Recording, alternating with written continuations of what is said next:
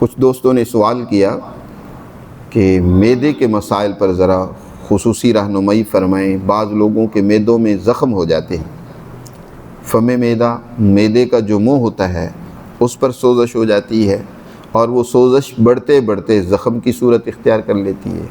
बाज़ औक़ात कार मैदा यानी मैदे का जो हॉल है उसके अंदर सोज़श पैदा हो जाती है, और ये आम तौर पर सोज़श पैदा होती है तेज़ाबी एसिडिटी चीज़ें ज़्यादा इस्तेमाल करने से।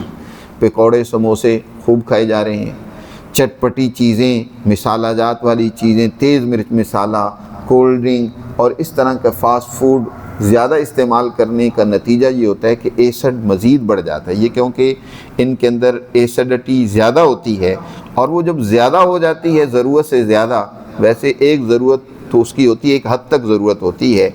एसिड मुफीद भी है, बहुत सारी प्रोटीन के हज़म में वो मुआविन होता है, भूख लगाने में उसका किरदार होता है, लेकिन ज़रूरत से ज़्यादा जब भी कोई चीज़ बढ़ जाए तो वो नुकसान देती है।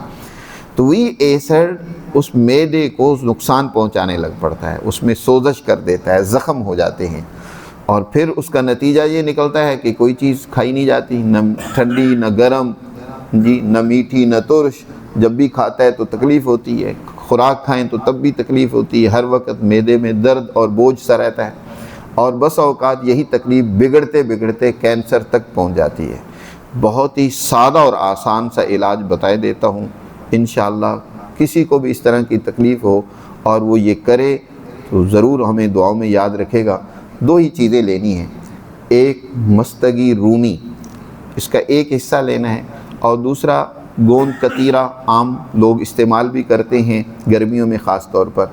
इसके 20 से 21 हिस्से लेने हैं, यानी वो एक हिस्सा हो, यानी 1 ग्राम है तो ये 21 ग्राम हो, और इन दोनों का अलग अलग पहले सफ़ूफ़ बना लें, और फिर उसके बाद इनको इकट्ठा करके 1 ग्राम सुबह दोपहर शाम दूध के साथ इस्तेमाल करें। इंशाअल्लाह 2-3 दिन में ही बहुत इफ़ाक़ा मालूम होगा, लेकिन जब तक तकलीफ़ दूर ना हो उसको इस्तेमाल करता रहे, और इसके साथ सब्ज़ियों का ज़्यादा इस्तेमाल करें जिसमें सुर्ख मिर्च कम और काली मिर्च का इस्तेमाल हो, देसी घी के अंदर वो बनी हुई हो।